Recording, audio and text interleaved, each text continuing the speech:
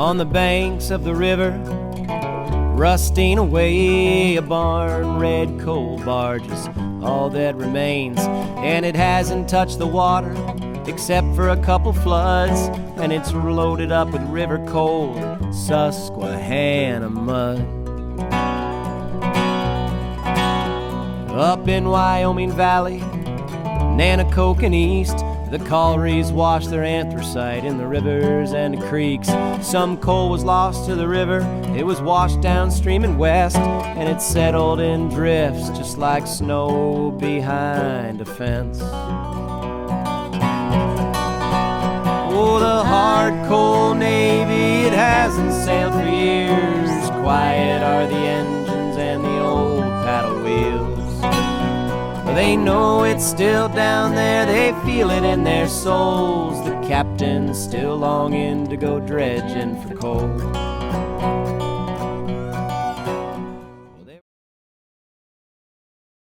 Beginning in the late 1800s, anthracite coal was dredged from the Susquehanna River.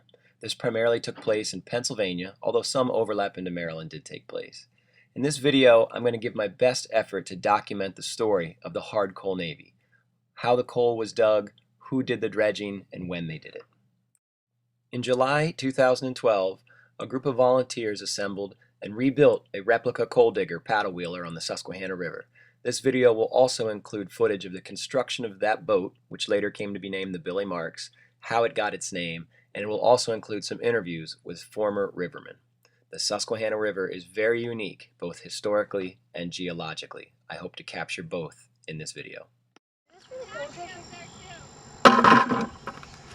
So, what makes the Susquehanna River so unique is that it's one of the only rivers in the world that has anthracite coal in the watershed. So in other words, the geology of this watershed makes it very unique. Anthracite coal is the purest form of coal.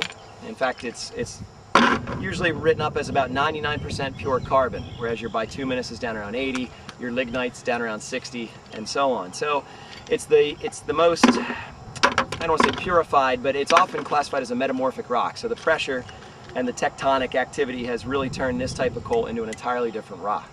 98% of the world's anthracite is in northeastern Pennsylvania.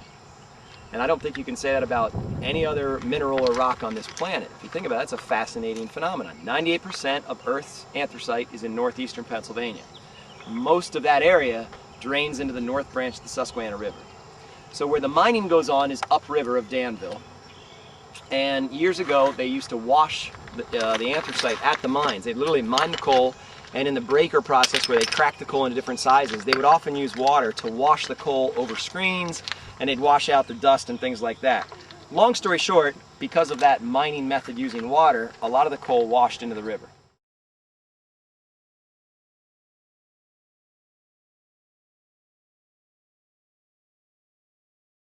Now, it's rare you're going to find pieces this big. Often the river coal that washed in is real small, the pea coal, the fine, the dust. But it washes in the river farther upstream, and what happens is it gets washed down with the current, and where the current is just right, it's going to settle in pockets. So when you look out over the river, you might have the illusion that because it's all smooth on top, you might think that it's homogeneous underneath the river water, but the exact opposite is true. On the bottom of the river, there are subtle differences in the contour, and where there's just small areas where the water can settle out and the sediment can settle out, you get these deposits of anthracite coal. So now we're standing actually on an island in the river that periodically is underwater. So we're going to use this island as an example of what the bottom of the Susquehanna River looks like, and we can also use it as an example of what sediment does on the bottom of the Susquehanna River. So look in here, what you'll have is you'll have a raised area. Here we have some vegetation, and behind it you'll get a whole bunch of sediment. Now obviously here you'll just notice a whole bunch of other sandstone and shales and things like that. The anthracite coal is a slightly different density, a little bit less density than the other sedimentary rocks.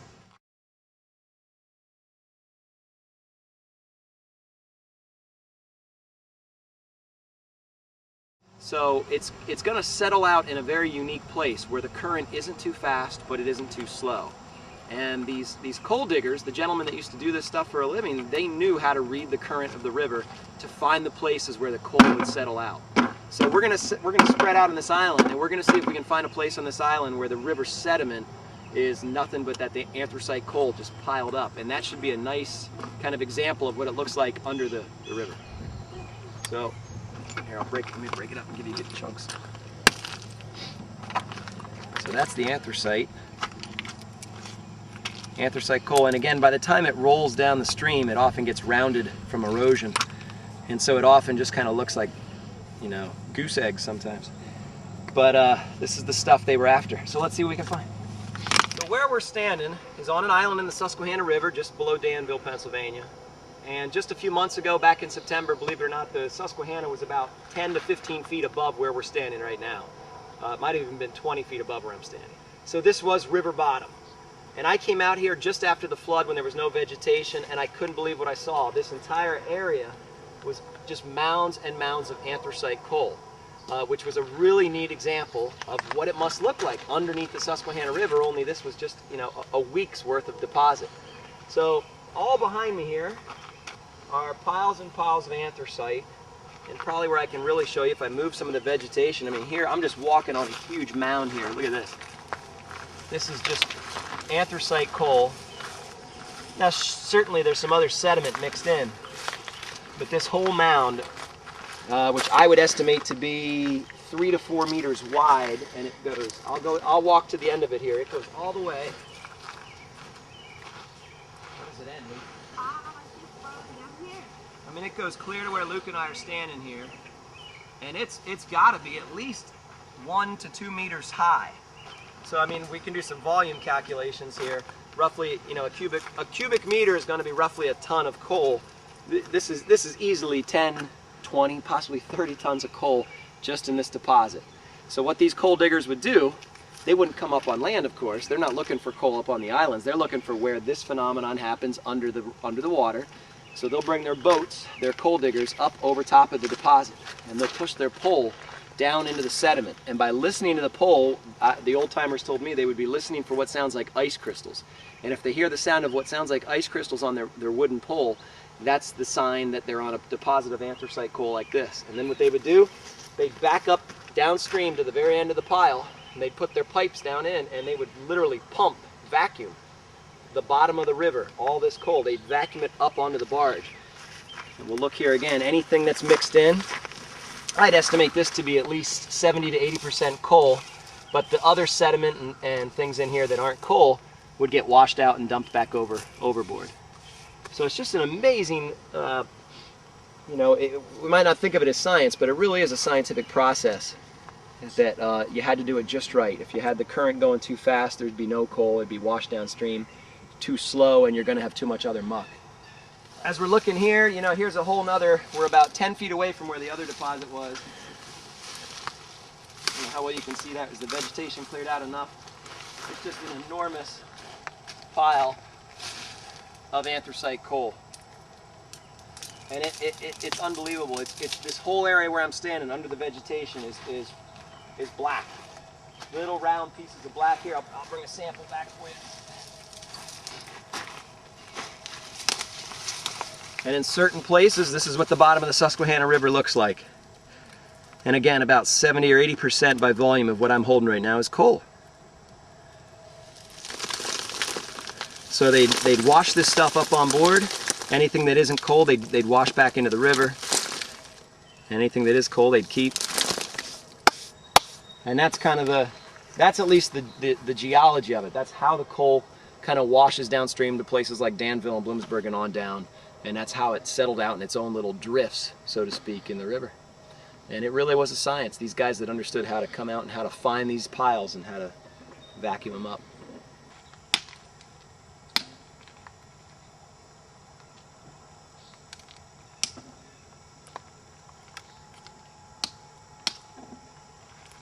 What you got? Oh.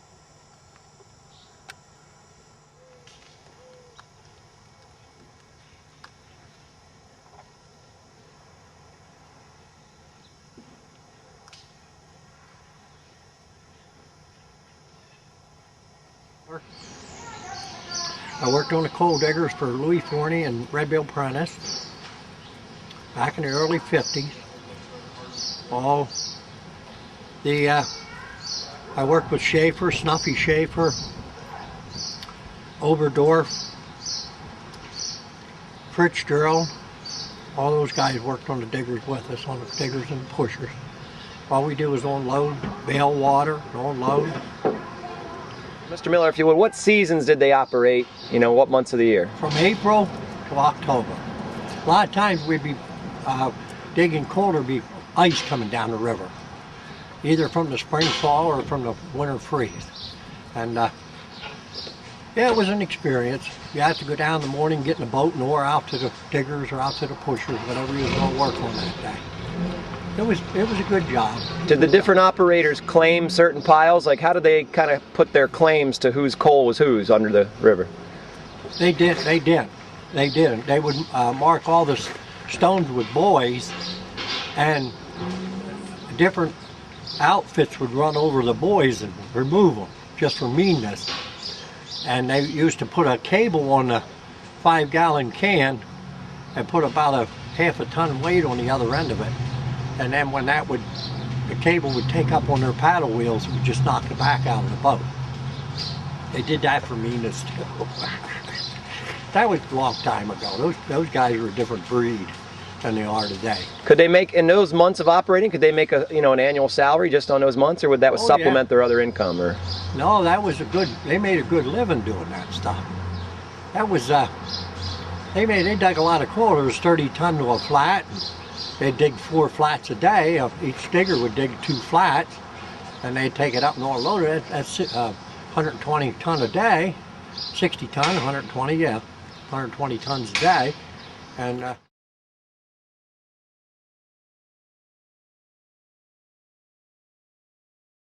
they'd dig 5 days a week. Then on Saturday they'd work till noon hours, and then they'd shut down for the weekend.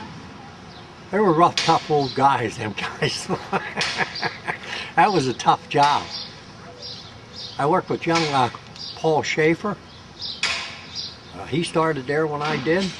We were just kids, you know. You worked. They would, you'd feel for coal with a hooker pole, and you'd stand on the front of the boat when they were running. They'd run up, drop an anchor, run back if they found coal. Then they'd run the anchor and pull them up the river, and then they would dig it that way, and then they'd be able to drift back down and move over a little bit and get another streak of coal. And you would feel for coal when there wasn't any. You'd feel for it. And one day I was feeling for coal, and I got my hooker pole hooked in between 2 rocks, and they ran over and broke it. They took the price of it out of my pay. It was $2. That was half a week's wages that time. It was $2. Hooker pole. I remember when I was small, my father taking me out in a flat bottom boat, and these poles were anywhere from 18 to 20 feet long, anywhere from 1.5 inches to 2 2¼ inch in diameter. They were generally made out of ash, and they were smooth, and the one end generally had a metal point on it, and the other end had a hook. So you could hook your lines. You could take this pole and reach out and hook your lines and pull your lines into you, or pull the flat in against the side of another flat, or you could use it to pull the boat. And that's how it was called a hook or pole. You take that pole and you just shove it down, and you can feel when you're in the mud, or you can feel when that goes into a bed of coal. And once that goes into that, you can shove it down, and it just sounds like ice crackling. You can feel it in that pole. Plus you can hear it. It was a different way of making a living. It was a good living. They made a good living on the river.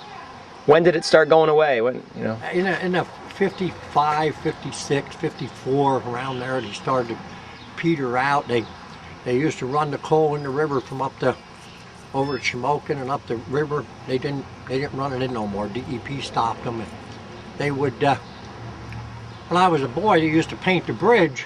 They'd throw the paint buckets in the river, let them float down the river. We'd pick them up and use them for coal buckets. That's the way life was then. They had a big $2 million worth of coal went in the river at one time up at Hazel. And they was piling it by the river, and they had a flood, and it washed it in. That's where most of the coal came from. I guess there's still some coal in the river. If you could go out and do it again and dredge again, would you?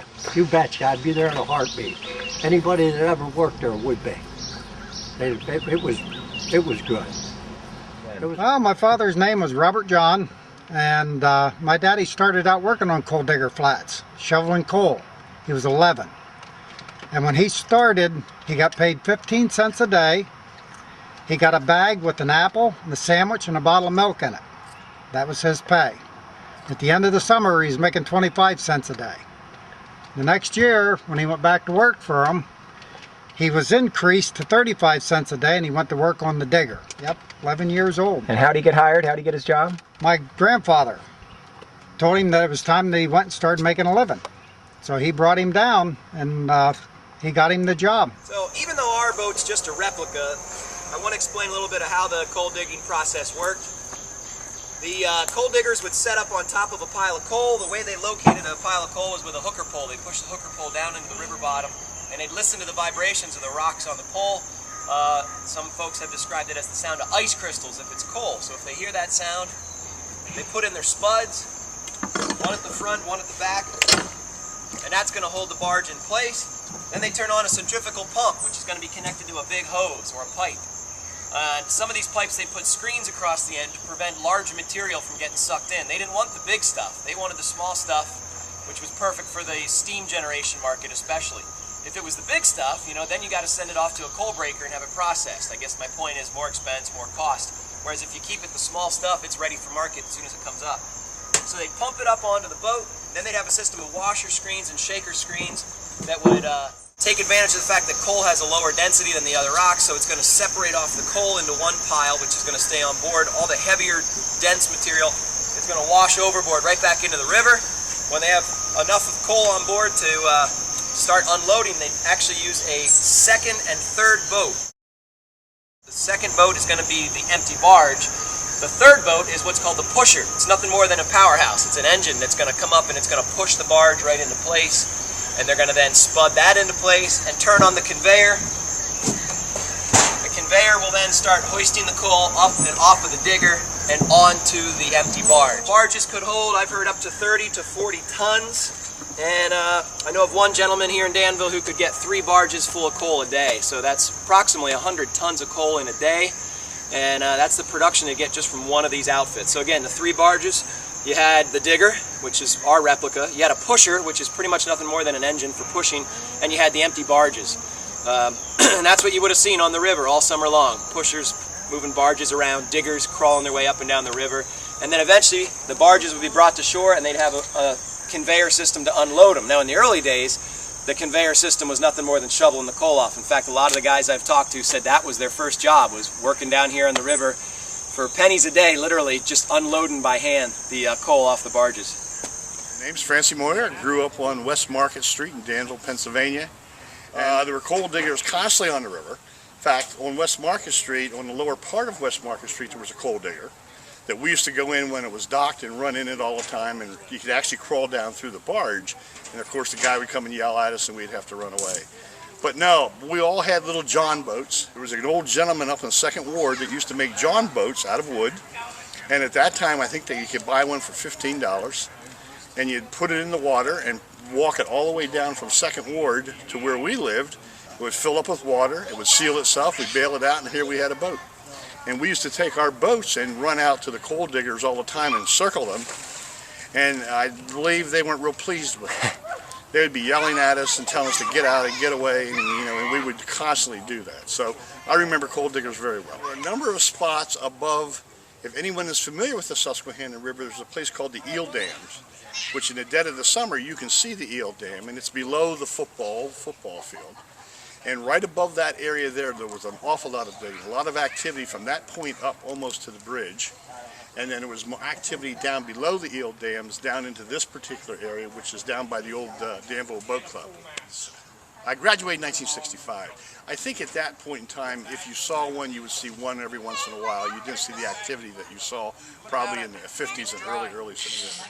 The coal diggers were something. That was a sight to behold. Whenever there was a coal digger coming up the river, everyone would holler and let you know there's a coal digger, there's a coal digger. And you'd run out into the yard and you could see them coming up the river. Paddle wheel going, I don't know how fast they were going, perhaps 3, 4, 5 miles an hour. Well, in particular, we remember on the third pier there at the old bridge, there was so much coal there that the entire sandbar, I guess if you want to call it that, was black and it was coal. And we used to dock on there with our little rowboats and play around on it. It seems to me about every right before winter, they had these rails that went down into the water, and they would somehow connect them and cinch them up the rails up to the side of the river to get them out of harm's way of the ice and whatnot for the winter.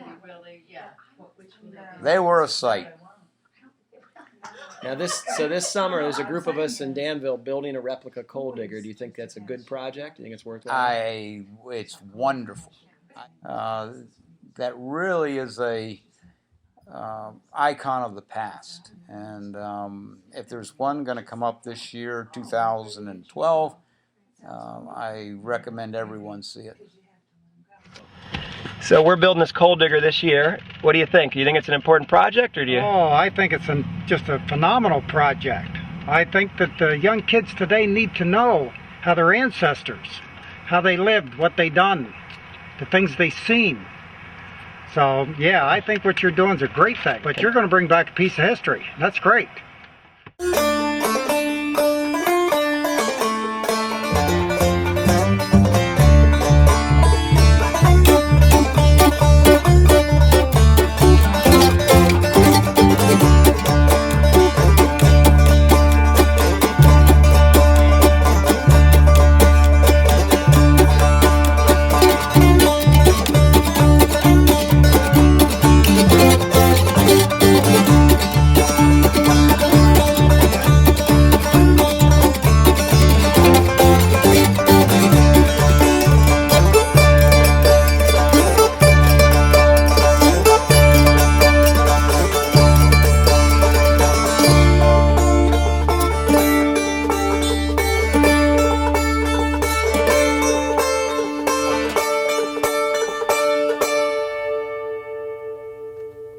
Down, and anywhere that the boards don't fit up flush, we're going to do the old-fashioned way of waterproofing, which is you take oakum, which is a plant, that's oakum, and the fibers, when they get wet, swell. So what he's doing is he's going to use a screwdriver and a hammer, and he's kind of rolling that oakum down in the crack, and then he tucks it down in there.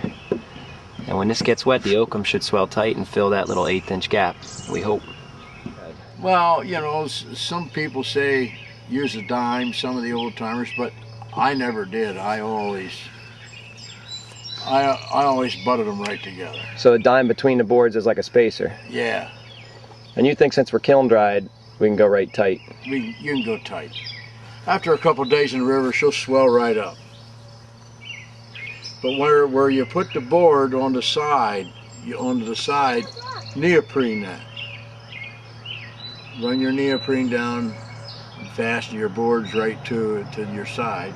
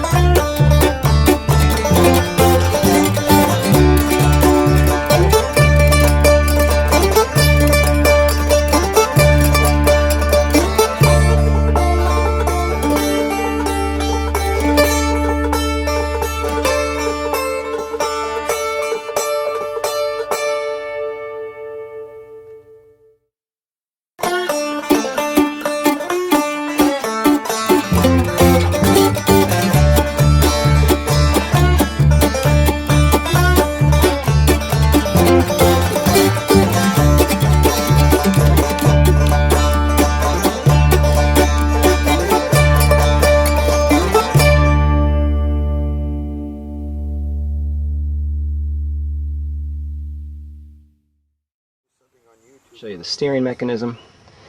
Down here in the water, we've got our rudder.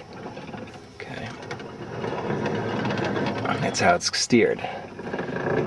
Okay. And that's hooked up to a system of pulleys. Let me back up here. And the pulleys go clear to the bow.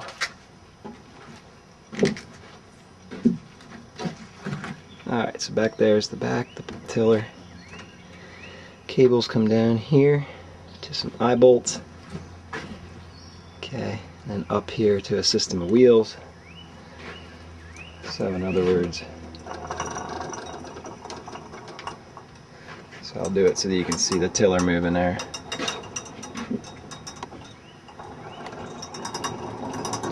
So it needs some fine tuning, but that's how she's going to steer. And we got a bell here, U.S. Navy. This is a long-term loan from Cappy Tibbs, McWilliams. William Billy Grover Marks was born July 23, 1954. He was a child of Beverly and Robert Marks. His mother described him as having an easy disposition.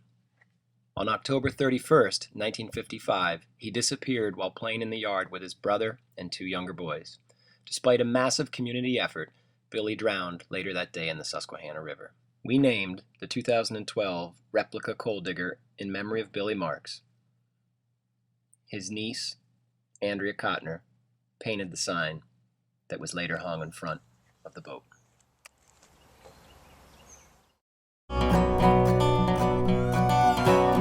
Well, there were hundreds of barges when dredging was at its peak, harvesting coal that would have washed out to sea, loaded on conveyor, round like a beat, sold up and down the river for cook stoves and heat. Well, they've all left the river now, regulations strict. The pages of paperwork have just grown too thick. Perhaps it's for the best, for the health of the stream, but I must admit I miss that old paddle wheel fleet.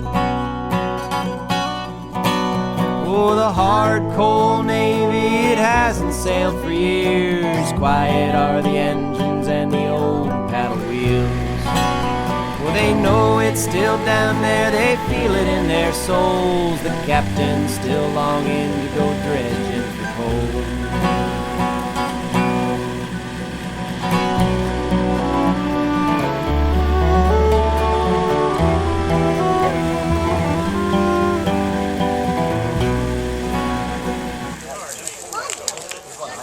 Thanks everybody for coming. I'm just going to say a few things about why we did this project, what it represents. I also want to give a thank you to some of the donors. We're then going to christen it with some ginger beer made by the Catawissa Sparkling Beverage Company. We'll raise the flag and then a few words by the Marks family. I want to start by introducing the crew. We got Hunter Lingle on the front there, the water dog. My name's Hunter Lingle, and I got involved because my teacher, Mr. Wagner, was asking for volunteers in my class, and I was the only one who came. My boys, Calvin and Luke Wagner, they're ballast. We have Brad Becker. He's been my right-hand man through this whole process, and he's kind of going to be in charge of the power of the engine. I get the easy job. I just steer. I'm Brad Becker. I got involved in this project because I volunteered. When I saw the notice that this project was in the works, I sort of invited myself. I shot him an email and told him I was available, and if he needed help, to let me know. I was hired on the spot, the only time that's ever happened to me on a job. But it's been a great project for one that started on D-Day and is going to be christened here on Friday the 13th. A lot of hours, a lot of effort, a lot of guessing, and a lot of success. Everything has gone quite well. Some things surprisingly well, a few setbacks. I've enjoyed every minute of it. Looking forward to the cruise up to Danville to berth it and show it off to the folks at Iron Heritage. Let's talk a little about what coal diggers were and why we did this. From about the 1890s through almost the end of the 1990s, there were people on the Susquehanna River that built barges bigger than this, as a matter matter of fact, that would get anthracite coal from the bottom of the Susquehanna River. Now we have Mr. Ken Snyder here today, who is not only someone who we relied on heavily to tell us how to build these things, but he worked for quite a few years on the river digging coal. We have Wray here. Barry's father was a coal digger on the river. So there's still people in our community that know how to do this stuff and remember this. So lastly, I will just say this. If nothing else, by us doing this for the Iron Heritage Festival, I hope to get grandparents to tell their kids and grandkids the story of the coal diggers on the Susquehanna River. We're the only river in the world that had a coal dredging business. Nowhere else in the world did this exist, and we need to celebrate it and remember it. All right.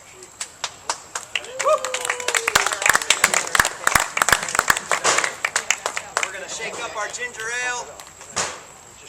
Thanks to Dickie Volker for bringing us some Catawissa sparkling beverage, and because the ship is going to be named in honor of the young man Billy Marks, we thought soda was more applicable than champagne. Luke, I'm going to let you come back here. Take it.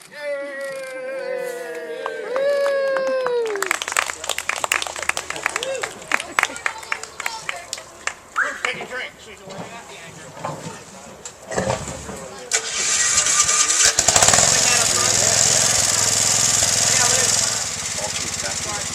Full power! Oh, the hard coal Navy, it hasn't sailed for years. Quiet are the